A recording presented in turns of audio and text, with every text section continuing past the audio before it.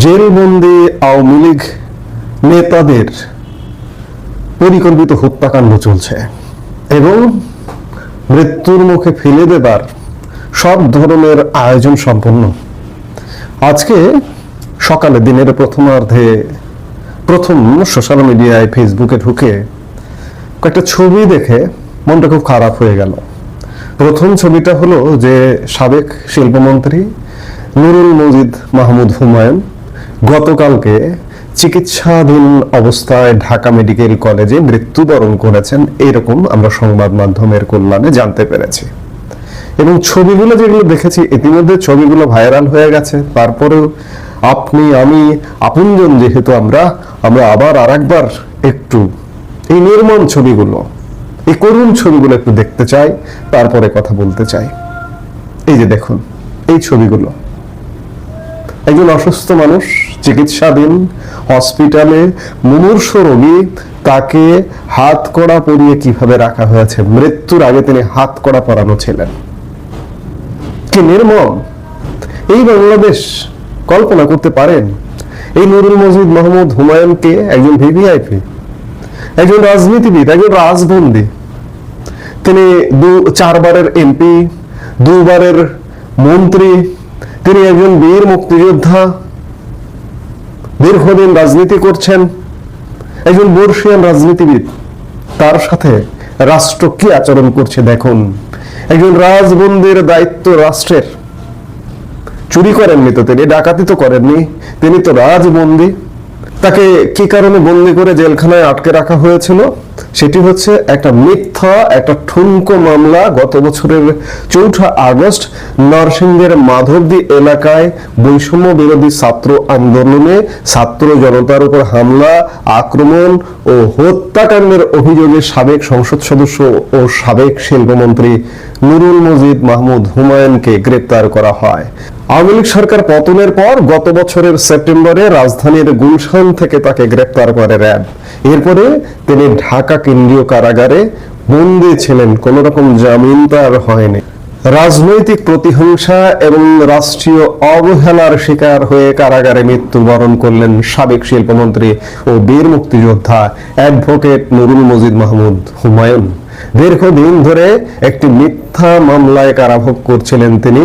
কারাগারে গুরুতর অসুস্থ হয়ে পড়লেও তাকে সুচিকিৎসা থেকে বঞ্চিত করার অভিযোগ উঠেছে।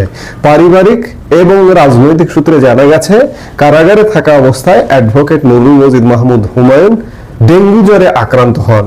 এরপর তার শারীরিক অবস্থার অবনতি হলে তাকে বঙ্গবন্ধু শেখ মুজিব মেডিকেল বিশ্ববিদ্যালয়ে ভর্তি করা হয়। কিন্তু পুরোপুরি সুস্থ হওয়ার আগে তাকে পুনরায় কারাগারে পাঠিয়ে দেওয়ার অভিযোগ উঠেছে।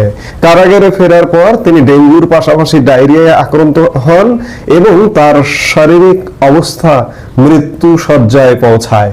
শেষে মুমূর্ষ অবস্থায় তাকে ঢাকা মেডিকেল কলেজ হাসপাতালে আনা হলে কর্তব্যরত চিকিৎসক তাকে মৃত ঘোষণা করেন। এবং আপনারা দেখলেন ঢাকা মেডিকেল কলেজ হাসপাতাল বেডে একজন ভিআইপি তাকে কিভাবে রাখা হয়েছে, কিভাবে চোর ডাকাত জঙ্গির মতো হাত কড়া পরিয়ে রাখা হয়েছে। বাংলাদেশের মানুষ, আপনারা এর পরেও মনে করবেন যে বাংলাদেশ আপনাদেরকে উঠে দাঁড়িয়ে ভিন্ন জায়গায় নিয়ে যাবে?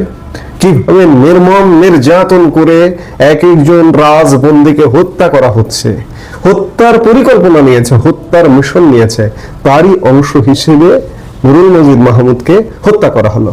এই যে রাজবন্দীরা যারা জেলখানায় বন্দী আছেন, তারা যদি অসুস্থ হয়ে পড়েন তাদের সুচিকিৎসা হবে না, তাদেরকে সুচিকিৎসা দেওয়া হচ্ছে না। এভাবে একে একে আওয়ামী লীগ নেতাদের নিধন করা হবে, আওয়ামী লীগ নেতাদের হত্যা করা হবে। এই হত্যা পরিকল্পনা নিয়েছে বর্তমান বন্দোবস্ত ইউনূস সরকার এবং জামায়াত সরকার। এই হচ্ছে বর্তমান বাংলাদেশের অবস্থা, নির্মম বাস্তবতা। একই সাথে আরেকটি ঘটনা আমি উল্লেখ করতে চাই।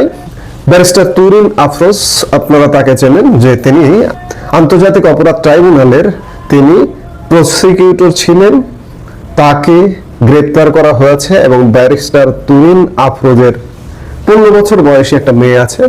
আজকে আমি দিনের প্রথম ভাগে ফেসবুকে একটা স্ট্যাটাস দেখলাম আমার এক প্রবাসী বোন নাহিদ কবির। তার স্ট্যাটাসটা দেখে মনটা দারুণ বিষাক্ত হয়ে গেল যে আমরা কোন বাংলাদেশে পৌঁছে গেলাম, কোথায় যাচ্ছি আমরা? আমরা কি মুক্তিযুদ্ধের মাধ্যমে অর্জিত একটা ব্যর্থ বাংলাদেশের দিকে ঢুকে গেছি? আমরা কি আমাদের এই শ্রেষ্ঠ সন্তানদের, মুক্তিযোদ্ধাদের কিংবা মুক্তিযুদ্ধ পরবর্তী প্রজন্ম যারা মুক্তিযুদ্ধের জন্য কাজ করেছে, ব্যারিস্টার তুরিন আফরোজ মুক্তিযুদ্ধের যুদ্ধাপরাধীদের বিচারের একজন অংশীজন, বিচার বাস্তবায়নের একজন অংশীজন প্রসিকিউটর হিসেবে কাজ করেছেন। ব্যারিস্টার তুরিন আফরোজের 15 বছরের একটা মেয়ে আছে। আবার সেই বোন নাহিদ কবির লিখেছেন, আমার মেয়ের সমান এই ছোট্ট মেয়েটার মা গ্রেপ্তারের পর থেকে একা দুর্বিষহ দিন কাটাচ্ছে। মা জেলে যাওয়ার পর থেকে মামার অত্যাচার বাড়ি দখলের জন্য। আপনারা জানেন যে ব্যারিস্টার তুরিন আফরোজের সাথে তার ভাইয়ের পারিবারিক সম্পত্তি নিয়ে একটা দ্বন্দ্ব আছে। এগুলো গণমাধ্যমেও এসছে এবং আওয়ামী লীগ সরকারের সময় এগুলো গণমাধ্যমে এসছে। গতকাল আমার কন্যা সুমেধা আর না পেরে আত্মহত্যা করতে চেষ্টা করেছিল।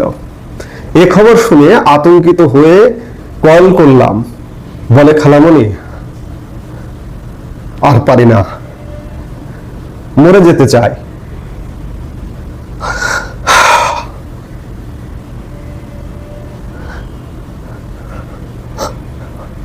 বললাম, সারা বাংলাদেশের মানুষ যুদ্ধ করছে এখন, তুমি এত সাহসী মায়ের মেয়ে, তুমি এমন ভাববে না কখনোই।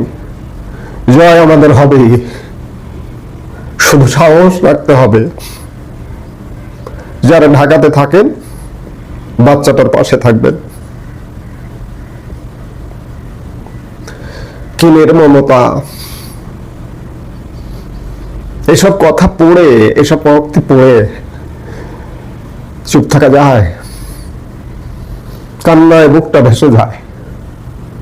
একজন অপরাধ করতে পারে, তাকে জেলে নিন, তিনি রাজবন্দির যে স্ট্যাটাস, তাকে সেই স্ট্যাটাস দিন। একজন জেলবন্দি অসুস্থ হলে তার চিকিৎসা ব্যবস্থা করুন, কিন্তু কিচ্ছু করা হচ্ছে না। চিকিৎসা না করে আওয়ামী লীগ নেতাদের একটা নিধন পরিকল্পনা করছে। আওয়ামী লীগ নেতাদের যারা জেলবন্দি, অনেকের বিরুদ্ধে কোনো তথ্য প্রমাণ নেই, তাদের অপরাধ প্রমাণ করবার মতো ক্ষমতা নেই।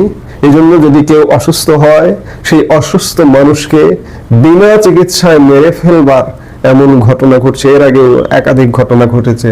সর্বশেষ নুরুল মজিদ মাহমুদ হুমায়ুনের সাথে এই ধরনের ঘটনা ঘটলো। আর যারা স্বাধীনতার পক্ষের, মুক্তিযুদ্ধের পক্ষে কাজ করা মানুষ, তাদের পরিবারকে অত্যাচার করবার সব ধরনের ব্যবস্থা নেওয়া হয়েছে। যেটির উদাহরণ ব্যারিস্টার তুরিন আফরোজের মাত্র 15 বছরের কন্যার অবস্থাটা আমরা জানতে পারলাম আমাদের বোন নাহিদ কবিরের বার্তায়। আমরা এই বাংলাদেশে উপস্থিত হয়েছি। এই বাংলাদেশ থেকে উদ্ধার পেতে হবে আমাদের। বাংলাদেশের মানুষকে জাগতে হবে। এভাবে ইমোশনাল হয়ে এসে কথা বলা ঠিক না, কিন্তু আমি ইমোশন ধরে রাখতে পারছি না।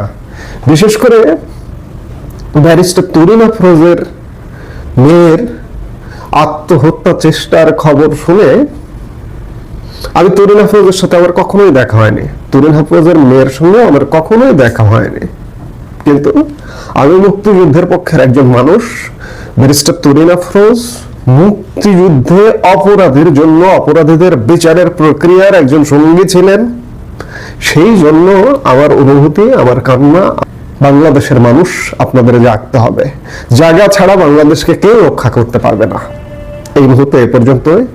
সবাই ভালো থাকুন, সুস্থ থাকুন।